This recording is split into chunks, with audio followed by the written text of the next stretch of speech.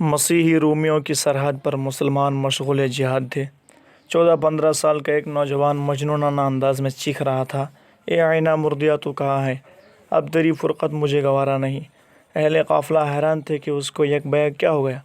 نوجوان کی حالت میں یہ تغیر اس وقت ظہور پذیر ہوا جب وہ حضرت شیخ عبدالواحد بن زید کے قافلہ مجاہدین کے ساتھ سرحد روم پر پہنچا تھا۔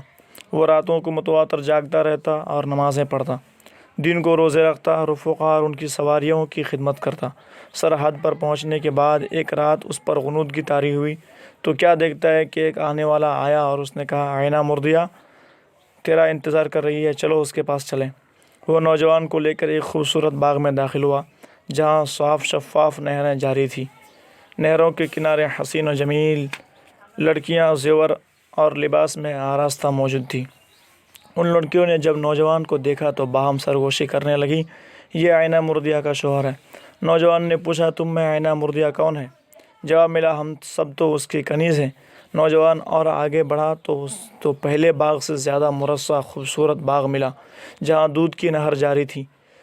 وہاں بھی پہلی عورتوں سے زیادہ حسین و جمیل لڑکیاں تھیں۔ انہوں نے بھی نوجوان کو دیکھ کر باہم کہنا شروع کیا کہ یہ آئینہ مردیا کا شوہر ہے۔ نوجوان ان لڑکیوں سے آئینہ مردیا کے بارے میں دریافت کیا۔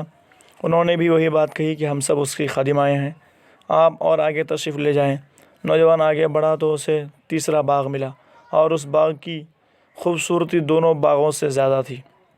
وہاں شہد کی نہر جاری تھی اور خوبصورت دوشیزوں کی جماعت موجود تھی جن کے حسن و جمال گزشتہ باغ والیوں سے زیادہ تھی۔ انہوں نے بھی نوجوان کا اسی طرح خندہ پیشانی سے استقبال کیا اور کہا، اے اللہ کے ولی، ہم سب اس کی خادمائیں ہیں، آپ آگے تشریف لے جائیں۔ اس کے بعد نوجوان آگے بڑھا تو اسے سفید موتیوں کا ایک محل نظر آیا اور ایک ماہ دوش اس کے دروازے پر خدمت دربانی انجام دے رہی تھی، اور وہ ایسے لباس و زیورات سے مزین تھی جس کا آج تک نوجوان نے تصور بھی نہیں کیا تھا۔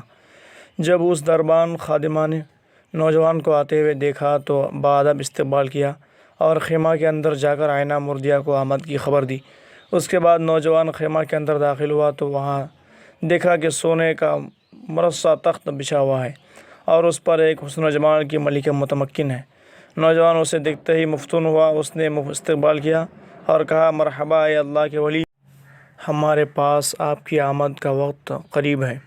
نوجوان بے قرار ہوا اور چاہا کہ اس کے قریب جائے، مگر آئینہ مردیا نے روکا اور کہا، صبر کیجیے، ابھی آپ میں حیات دینوی کا اثر باقی ہے، اس لیے ہمارا وصال ناممکن ہے، مگر ہاں انشاءاللہ آج شام تک آپ یہیں آ کر روزہ افطار کریں گے۔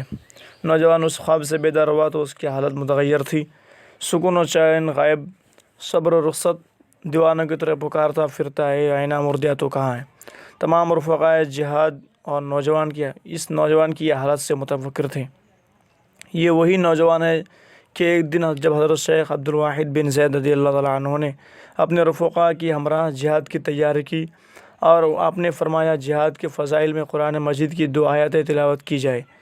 رفقا میں سے ایک نے قرآن مجید کی یہ آیت مبارکہ تلاوت کی، ان اللہ اشتری من المؤمنین انفسهم واموالهم بان لهم الجنہ، بے شک اللہ نے مومنوں کی جان اور مال کو خرید لیا ہے اس قیمت پر کہ ان کے لیے جنت ہے۔ ان رفقا میں 14-15 سال کا ایک لڑکا بھی تھا جس کا باپ بہت ساری دولت چھوڑ کر مرا تھا۔ یہ آیت سن کر اس نے شیخ سے پوچھا، کیا واقعی اللہ تعالیٰ نے مسلمانوں کی جان اور مال کو جنت کے عوض خرید لیا ہے؟ فرمایا، شیخ عبدالواحد نے فرمایا، بے شک اللہ نے خرید لیا ہے۔ اس نے کہا، پھر آپ حضرات گواہ رہیں کہ میں نے اپنی جان اور مال جنت کے بدلے بیچی۔ شیخ نے اولاً تو اس سے بہت فرمائش کی کہ اس راہ میں بے شمار مصائب ہیں، مگر اس نے ایک نہ مانی اور سامان جہاد کے سوا تمام مال و دولت خدا کی راہ میں لٹا کر حضرت شیخ اور ان کے رفقا کی فوج کے ہمراہ سرحد روم کی جانب چل پڑا۔ نوجوان کی اس حالت کی خبر جب حضرت شیخ عبدالواحد بن زید کو پہنچی اور انہوں نے نوجوان سے ماجرا دریافت کیا تو اس نے مذکورہ بالا خواب ذکر کیا۔ حضرت شیخ کا بیان ہے کہ ابھی نوجوان اپنی داستان ختم کر کے مجلس میں سے اٹھا بھی نہیں تھا کہ رومیوں کا ایک لشکر نے مسلمانوں پر حملہ کر دیا۔ نوجوان نے اٹھ کر ان کا مقابلہ کیا اور 9 کافروں کو مار ڈالا۔ اس کے بعد 10واں یہ خود تھا، زخم کھا کر زمین پر آ رہا۔ شیخ نے دیکھا اس کا پورا جسم خون میں لت پت ہے اور وہ زور زور سے ہنس رہا ہے۔ مسرت و شادمانی کی ہنسی، اور چند لمحے کے بعد اس کی روح قید جہاں سے آزاد ہو گئی۔ زمانے سے کرتی ہے بیگانہ دل کو، عجب چیز ہے لذت آشنائی۔ السلام علیکم۔